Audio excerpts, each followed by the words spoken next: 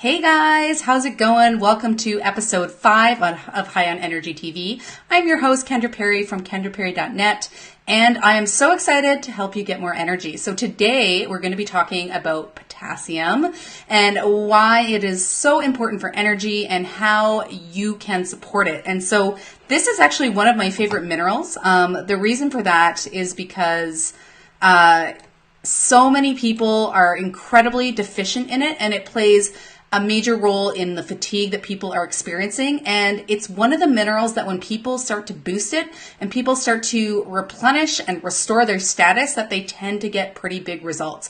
I have to tell a lot of my clients that potassium needs to be their mission. Okay.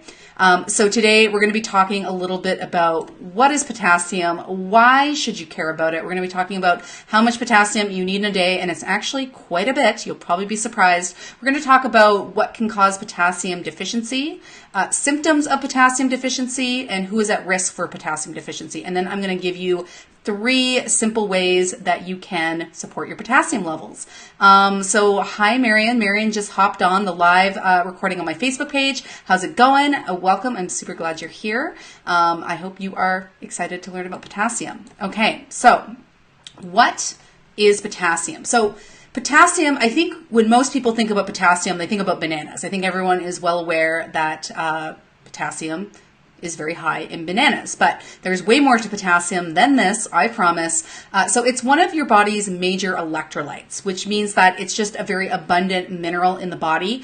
It's very important for regulating your heart. Very, very important for this. It helps dissolve and keep calcium in the bone. So that means it's very important for bone density and not having brittle bones. When people have lower potassium, they tend to have calcium building up in the wrong place, which is the soft tissue, which means that they break bones more easily. They have brittle bones. They may have osteopenia, osteoporosis. It's very, very important in regulating the thyroid. And in fact, people who have hypothyroid or hyperthyroid, so underactive or overactive thyroid, they tend to have lower potassium levels. Potassium is anti-cancer, so it helps fight cancer. So in a lot of natural cancer protocols, there's a lot of juicing and a lot of potassium support in those protocols because it does have anti-cancer effects. It regulates fluid in the body, that fluid balance in the body. It controls cell permeability, so it controls how well things get in and out of the cell. And it helps your water get into the cell, okay? So as you can see, it's very important. Potassium is incredibly important, and a lot of us aren't getting enough of it. And even if we are consuming enough of it, there may be other factors, other sort of factors either in our diet or in our body that might be preventing us from properly absorbing potassium. So according to the recommended daily allowance for potassium, it's about 4,500 milligrams. You probably need a little bit more than that because I feel like the RDAs are always on the lower side, and usually they're just enough for you to avoid nutritional diseases rather than actually build and promote health. 4,500 milligrams is actually quite a bit, and it's actually even challenging, I find, to get that 4,500 milligrams. So at the end of the live stream, I'm going to be telling you guys like what foods will give you the best bang for your buck with potassium. So that's coming up. So stay tuned. Okay. So what causes potassium deficiency? So people who have thyroid issues have a really hard time with potassium retention, meaning that they don't hold on to potassium well. So if you have hypothyroid or Hashimoto's, then I do encourage you to pay attention and make potassium your life mission because it's really going to help. It's going to help with your energy. It's going to help you feel better.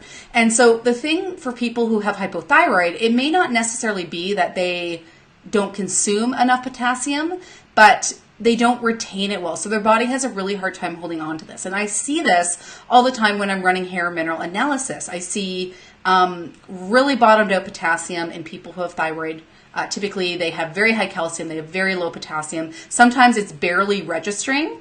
And they tend to feel a lot better when you raise the potassium. But the thing is when I look at their diet, I'm like, well, they actually consume a lot of potassium-rich foods, but they just have this really low retention because of this thyroid issue.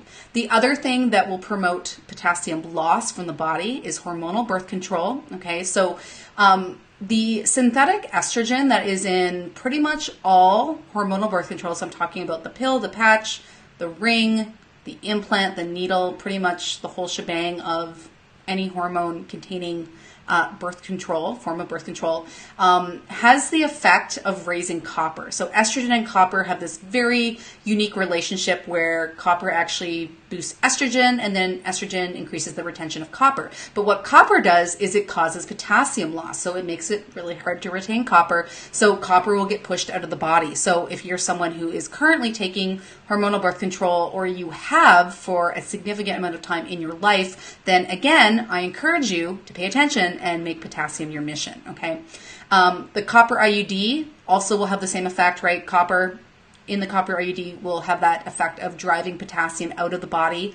Stress can greatly increase the burn rate of potassium, pretty much all your minerals. Stress burns through your minerals. Stress is actually pretty energy intensive, right? So if you have a lot of stress, mental and emotional stress, then yeah, there's a good chance that your body is losing a lot of potassium. Inflammation can also cause potassium loss because there's a lot of interesting relationships between minerals, but there's an interesting relationship between sodium and potassium. And they actually help synergize each other. They help enhance the retention of the other, but when they get really out of balance, they can start to antagonize each other or drive the other one out of the body. So inflammation will drive up sodium, and sodium drives up inflammation. So there's, again, this interesting relationship between sodium and inflammation. And when sodium gets really high, it will actually help start to push potassium out of the body. The other thing that will make it really hard for your body to retain potassium is iodine deficiency. And this is probably one of the most common deficiencies that I see. A lot of us aren't getting enough iodine because, we're not living near the sea, we're not bathing in the ocean, we're not consuming seafood and seaweed and kelp. And even these days, you have to avoid a lot of fish, right? Because of how toxic the ocean has become. Hey, Teresa, welcome. Anyone else who's here? I'd love to know who's here. Give me a hi. Give me a heart, give me a little thumbs up. I love knowing who's hanging out in the audience, because right now all I see is an eyeball with a number. That's all I see on my end. I know there's 7 of you hanging out here. Hey, Ellen. So yeah, there we got a few of you here. Thanks for saying hi. So like I mentioned, iodine deficiency, very common. A lot of us aren't getting enough of it. And a lot of, hey, Jenny, a lot of us are bringing things into our diet, into our lifestyle, into our environment unknowingly that actually make it really hard for the body to retain iodine. And so when I run hair mineral analysis, there is no marker for iodine. That's because iodine, hey Allison, iodine does not actually get excreted through the hair. So if there was an iodine marker, it would always pretty much be 0, okay?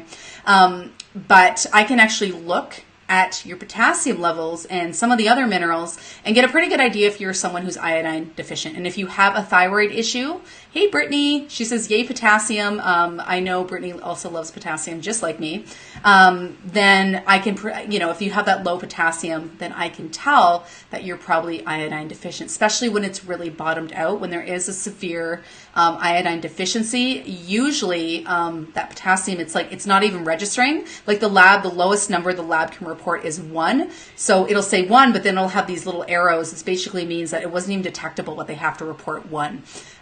So those are all the things that can cause potassium deficiency. I would say poor diet can also cause that, not getting enough fruits and vegetables. And then, even if you are eating a really healthy whole foods diet, just the fact that our soil tends to be more deficient and what Google tells you is in something is probably not actually true, right? If Google tells you, well, this, like 200 milligrams of this has this much potassium, in reality, it probably varies quite a bit depending on where that vegetable or fruit was actually grown, right? Because it all depends on the soil that it was grown in. And we know that our topsoil in North America especially has been pretty depleted. So that's going to vary a lot as well.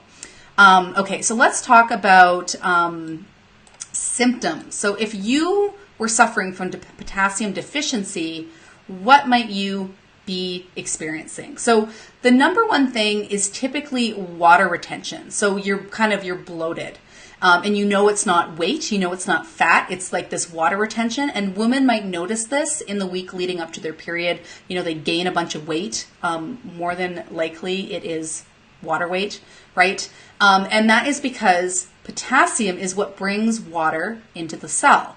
And there are 2 oceans of water in the body. I like to think of these 2 oceans. There is what is inside the cell and what is outside the cell.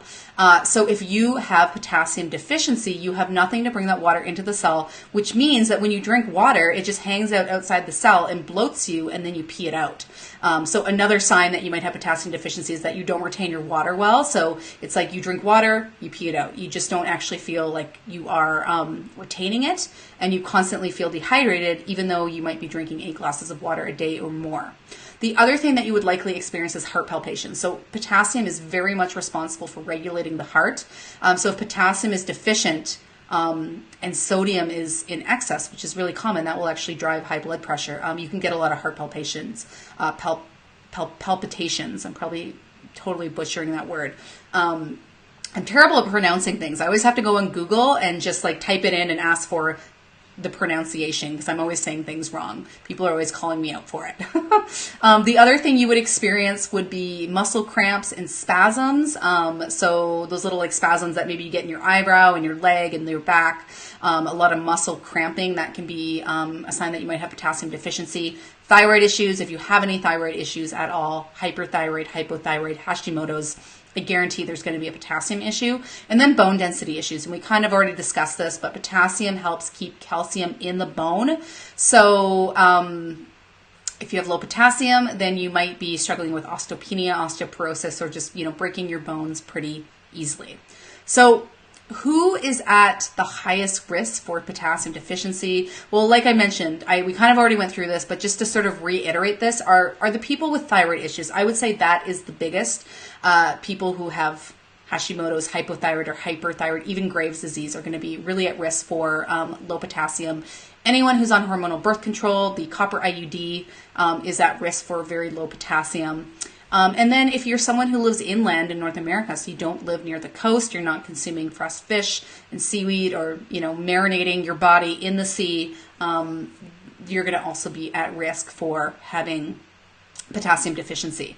And, for me personally, like, as you guys have probably heard me say over and over, like, I struggled with chronic fatigue for so long. My energy levels have been an issue for the past 6 years, or probably even longer now. And potassium was a really big piece for me, and it still is a really big piece for me. I always have to be super on top of my potassium levels because I'm copper toxic. I'm still dumping copper a year and a half after I initially started, and copper will help drive potassium out of the body. So I always need to be really on top of it. I have a huge need for potassium. Okay. So the good news about potassium is it is the most well absorbed through the food, which is great.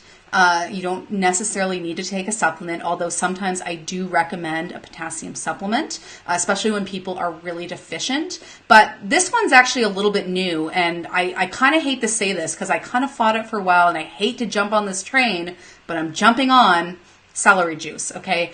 And so I know the medical medium guy, he's all over celery juice. Everyone's drinking their celery juice. And I kind of thought it was a bit bunk until I actually started to research it and read into it. And then when I discovered how much potassium that celery juice actually has, I was blown away. It has probably one of the best profiles for potassium than any other food I've really seen, okay? So you obviously need a good juicer, and you want to be juicing celery, but for a cup of celery juice, you get almost 700 milligrams of potassium, which is really awesome, okay? And so you need your 4,500 milligrams. You're going to get some of that from food. You're going to get some of that from, sprinkling sea salt on your food or putting sea salt in your water. But that celery juice is actually a really, really good potassium support. I will warn you, it doesn't taste good. I've started drinking it every morning, and it does tend to make me feel even a bit nauseous. Like the taste is really bad. So I've actually started adding it later in the day because first thing in the morning is just a little too much on my gut. So you may want to mix it with some other type of juice just because, I don't really think it tastes very good. The great thing about it is you get a lot of other minerals as well. The potassium has a really good sodium profile as well. And then on top of that, it's a bitter food, so it's a bile stimulant as well. And I love bile. I think most of us need to be focusing on bile. I think a lot of reasons why people have thyroid issues, why people are fatigued, is due to sluggish, toxic, thick bile instead of that nice thin, viscous. I don't think that's the right word, but a nice thin, like kind of easily movable, like watery sort of bile, which is what we want. So celery juice is number one. Try to get a cup in a day. I think it's really, really helpful. Laura has a great question in the audience. She says, does it matter if you're taking out the fiber by juicing it? So don't think of the celery juice, Laura, as a replacement for food. Think of it as a supplement, okay? So, you know, just juicing, yes, like not having the fiber is going to be a big issue because we do need fiber. It's really important. It's important for detox. It's important for bowel movements. It's important for gut bacteria. There's so many reasons we need fiber. So you still want to be consuming your cooked vegetables, your 3 to 4 to 6 cups of vegetables a day. But you're using the celery juice more as a supplement, as an extra boost. So you're not using it to replace. So hopefully that makes sense. And then Jenny says, hi, Kendra, would you be able to touch on high potassium levels? I've been warned to watch how mine get with my kidneys, tested high in the last few months. So yeah, if you have a kidney disorder, you may have to be more concerned about potassium. Definitely everyone's different. And people who have a faster metabolic type do tend to have higher levels of potassium. So those are the type of people who probably don't want to take potassium. Remember that it is all, everyone's different, right? And that's why I always like to work with hair mineral analysis testing. I know Jenny's in my membership, so she's probably either done the hair mineral analysis or we're waiting on results. We're going to do one soon. But for those of you who aren't in my membership, it's the best way to get access to the testing. It's a pretty low price point to be in the membership. And then you can upgrade and get the hair mineral analysis because really in the end, you do want to know your levels. But if you're someone who doesn't have kidney issues or any specific like kidney disorder, kidney disease, and then you have some of the issues we talked about, the hormonal birth control history, copper IUD, the thyroid issues, then it's not going to be a big deal to use food as a support for your potassium. Your body does a really good job of regulating, and if you have too much, typically the kidneys will just move it out. But of course, if you do have a kidney issue, then maybe that's not happening as much. So you do want to be wary, obviously, if you've been diagnosed with something like that. Teresa says, heart to the membership. Yes, Teresa is one of my members. It's a great place to work with me, to connect with me. And we actually have a pretty awesome group of ladies. I would say that they're all pretty badass, and the support I see everyone giving each other just like makes me cry every single day. Okay. And then Jenny says, I do add celery to my Vitamix for smoothies to keep the fiber. Yes, you can do that as well. The reason I like juicing is just because it's a really potent potassium hit versus having to consume all that fiber and getting full. You can just get a lot more bang for your buck from the juice. The second way to increase potassium is coconut water. So I love coconut water. Not only is coconut water a great source of potassium, but it's a really good electrolyte replacement drink. I think the biggest concern that people have with the coconut water is that it has sugar in it, but I wouldn't worry too much about the sugar. This is natural sugar. Yes, there are some coconut waters that have higher levels of sugar, maybe because the coconuts have been bred to produce higher levels of sugar, or there's sometimes added sugar. Sometimes there's really weird things added into coconut water, but you just want a basic. I wish I could remember the brand of the stuff I've been buying. I really like it. It comes from a Thai coconut. It's in a big green long bottle. I can't remember the name of it, but the other one I use is Blue Monkey. I do like Blue Monkey.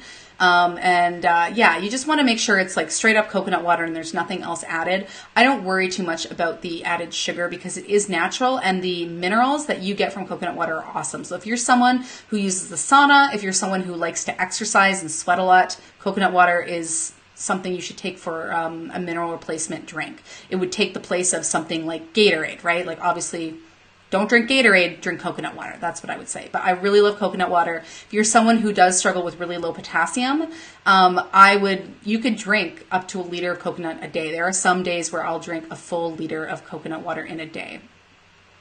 What about coconut water with high ammonia levels? So I'm not super familiar with that, Emily. I'm not super familiar with ammonia being in coconut water. I would think that it shouldn't be in coconut water. I would say a good quality organic coconut water shouldn't have high ammonia. And then the third way that I like to support potassium is with nettle.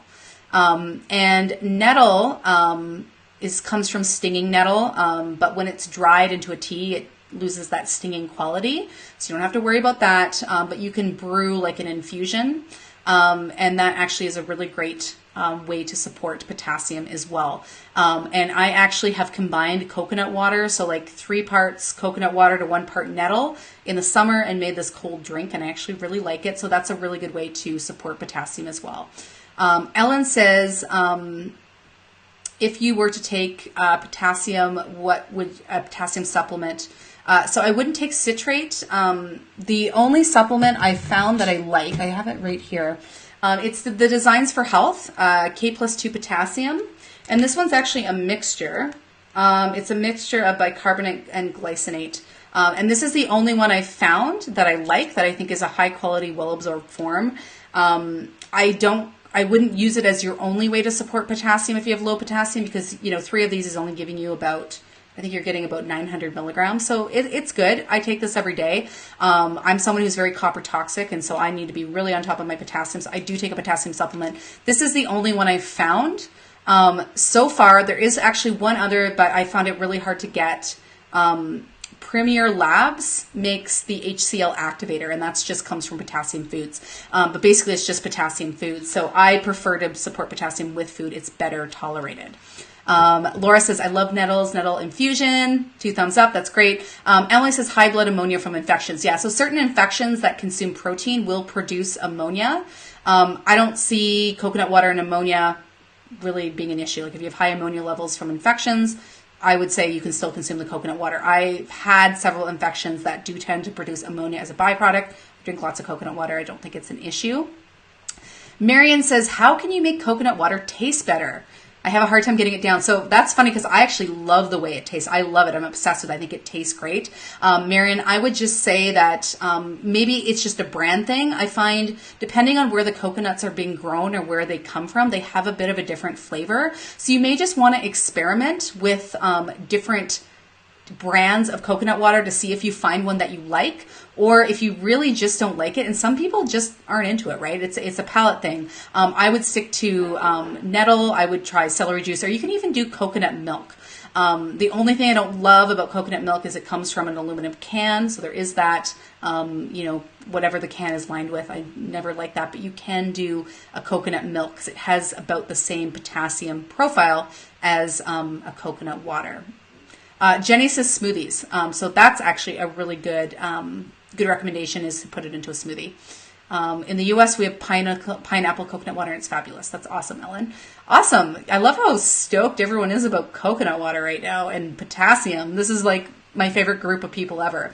I talk about potassium so much because the truth is, with potassium, it is the hardest mineral to raise. It can take time, especially when you have other things working against you, like high copper, high sodium, iodine deficiency, adrenal issues, that sort of thing. All these can affect your potassium. Teresa says, can you make coconut water? So you don't actually need to make it. You just need to break open a coconut.